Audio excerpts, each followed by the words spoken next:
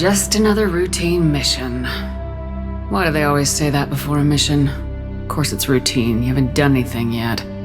It's everything that happens along the way. The choices you make, the paths you choose, that turn the routine into anything but. Of course, that's how it started. A routine mission, answering a distress call. And look where that got me. We were testing out the Normandy, Captain Anderson's new ship, when the distress call came in. An Alliance patrol on Eden Prime had been attacked. They'd seen something they couldn't explain. And whatever it was massive. I hit the ground with my lieutenant, Caden Alenko. A good kid, loyal, by the book, with a talent for biotics. We came across the lone survivor of the patrol, Gunnery Chief Ashley Williams, a soldier to the core, tough, disciplined, ready to take on whatever came her way. Ashley joined up with us and took us to the spot where she lost her squad. That's when we saw it. The ship. Like nothing I'd ever seen. It was massive, scorching the colony and everything around it as it blasted away. We followed the path of destruction to an artifact, a beacon left by a long-dead race called the Protheans. The colony had dug it up, and whoever attacked them had tried to take it. Lieutenant Alenko made the mistake of getting too close. It hit him with some type of energy. I grabbed him and threw him out of the way. That's when it hit me. Hard. Every muscle in my body went rigid. I couldn't move, could barely breathe. Everything went black.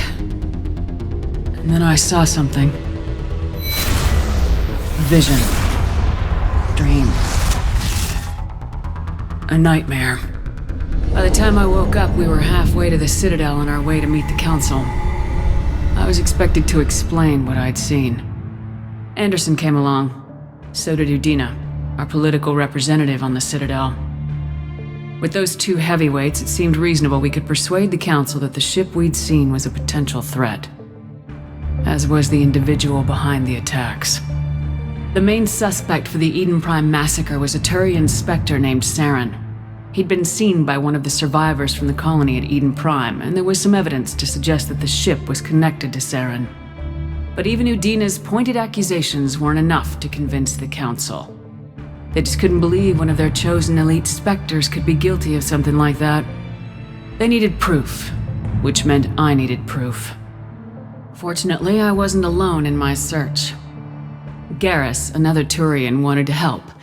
A top agent for Citadel security. Despite orders from his superiors that he shouldn't get involved, he told me he was suspicious of Saren and he had some useful leads. More importantly, he was willing to share them. That led me to Rex, the biggest, nastiest looking Krogan bounty hunter I'd ever seen. He turned out to be more than just a brute. It was his intel that led us to a fugitive with incriminating evidence on Saren. The fugitive turned out to be an energetic little Quarian named Tali. A tech expert with a knack for hacking, she'd procured some information on Saren. Evidence that proved Saren was dirty. Tali's evidence proved that Saren was responsible for the massacre on Eden Prime, and the immense warship we'd spotted was in fact Saren's flagship. But it went much further. Saren was trying to find a way to bring back a race of sentient machines from dark space. Machines allegedly responsible for cleansing the galaxy of all organic life. These Reapers were blamed for wiping out all life 50,000 years ago, including the Protheans, then disappearing back through the mass relays to dark space, leaving no trace that they'd ever been. That explained why Saren was after the beacon, and it made some sense out of my visions, but not much else. We couldn't convince the Council that the Reapers were a threat, but they agreed Saren had to be stopped. They stripped him of his Spectre status and gave me the honor of becoming the first human Spectre. My first task? Bring down Saren. Anderson decided to stay behind, giving up his ship, the Normandy. He told me I'd need it more than he would. He also pointed me in a direction. Liara, a Prothean expert, adept in biotics, and maybe most importantly, daughter of Benezia, Saren's top lieutenant. And like most Asari, as beautiful as she is intelligent, and born with a unique ability to meld with other species. Liara was able to help me decipher some of the vision the beacon had given me. Nothing concrete, but it gave me some clues. And a new appreciation for the Asari. Her technique for accessing my vision was unexpected, but not at all unpleasant. Kaidan was a little concerned about the connection I shared with Liara. As commander, I knew either relationship had the potential to interfere with the mission. I decided discretion was the better part of valor, and kept my focus on our goal, finding Saren. Thanks to Liara's help, we had our next lead, Benezia. Saren had taken her to Noveria, where he'd enslaved the queen of a dangerous race of insect-like creatures, the Rachni. He ordered Benezia to use the same technique Liara had used on me to extract information from the Rachni queen. The queen's drones were everywhere, and they were not happy. We had to fight through hundreds of them to get to Benezia. By the time we arrived, Saren was gone, with the information. I tried to reason with Benezia, but Saren had indoctrinated her. He had somehow acquired the ability to control people's actions and wills. Benezia wouldn't surrender, and Liara was forced to watch her mother die in her arms. And I was left with an angry, dangerous Rachni queen to deal with. She claimed her drones would do no harm if I released her. But the Rachni had terrorized the galaxy before. I couldn't do it. I wouldn't doom an entire species for past sins. And the queen was true to her word. She left and took her army of drones with her. With Saren's top lieutenant dead, he was quickly running out of time and places to hide. I tracked him down at his base on Vermeer, but we soon learned it was more than a base of operations. It was a breeding ground. Saren was breeding an army of Krogan. He'd found a cure for the genophage, a disease inflicted on the Krogan to prevent them from breeding and taking over the galaxy. But the Krogan Saren was breeding were slaves, mindless beasts that obeyed Saren's will. I had to destroy the base and all its research.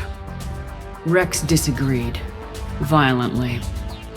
Rex wanted the genophage cure for his people. I tried to convince him to help me destroy it, that these Krogan weren't real. But he wouldn't back down.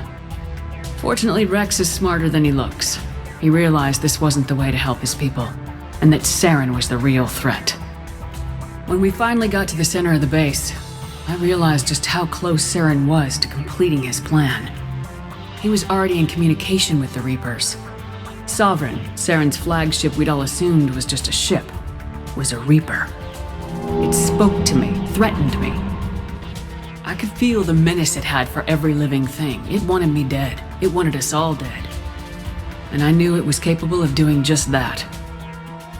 What I couldn't understand was why Saren would help it. But there was no time to think about it. Sovereign knew where we were. We had to destroy the base and get the hell out. I split my team into 2 squads, sending Ash with one and Kaidan with the other as a distraction. We had a nuke and we planned to use it.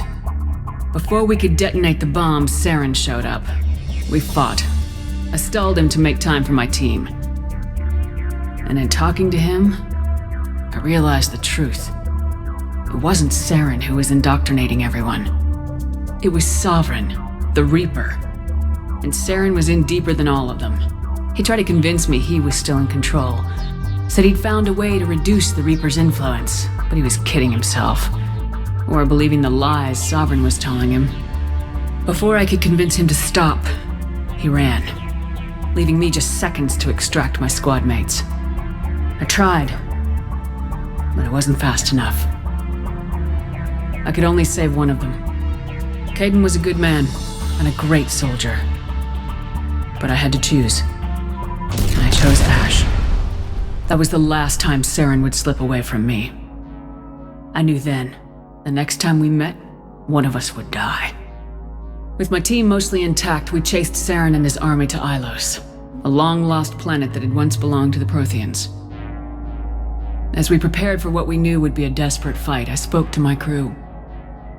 We were just one ship, against Saren's growing army. I assured them all that despite the odds, we could defeat him. I'd never tell anyone, but I had my doubts. Leaving Kaidan behind had hardened my resolve, but revealed a weakness in my defenses. How many more friends and allies would I be willing to sacrifice in order to stop Saren? We arrived on Ilos close behind Saren. Once on the planet, we discovered a Prothean databank that helped me put the final pieces of my vision together. The Reapers had come 50,000 years ago, and every 50,000 years before that, each time purging the galaxy of life.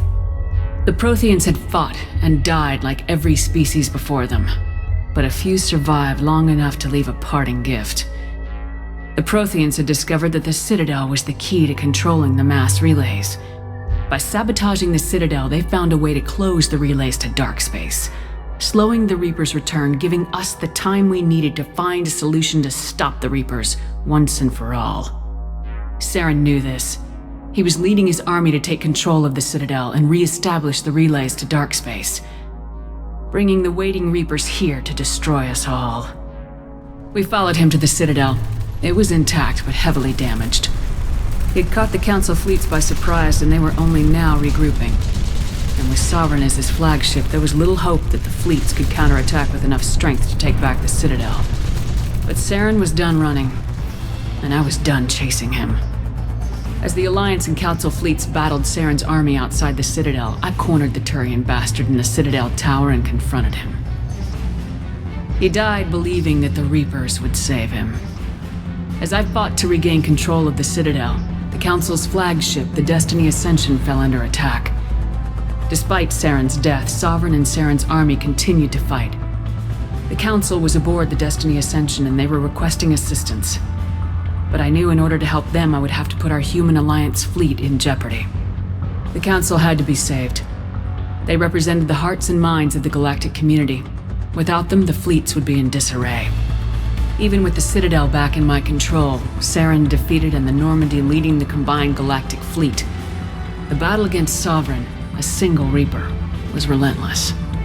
It took the combined fleets of humanity and the other races, but in the end, Sovereign fell. But the costs were immense. While humanity's efforts in the war earned us our first seat on the Council, it was a hollow victory. The Reapers were still out there. I knew the fight was far from over, but as the one who'd led the fight against Saren, I was given new responsibilities. The choice of humanity's first counselor was left to me to decide. On the one hand, Udina, the lifetime politician, ruthless and ambitious, he would easily navigate the political landmines that would soon be placed before him. The other choice, Captain Anderson, the career soldier, tough but fair, but a friend, and someone I could trust. Both great leaders in their own right.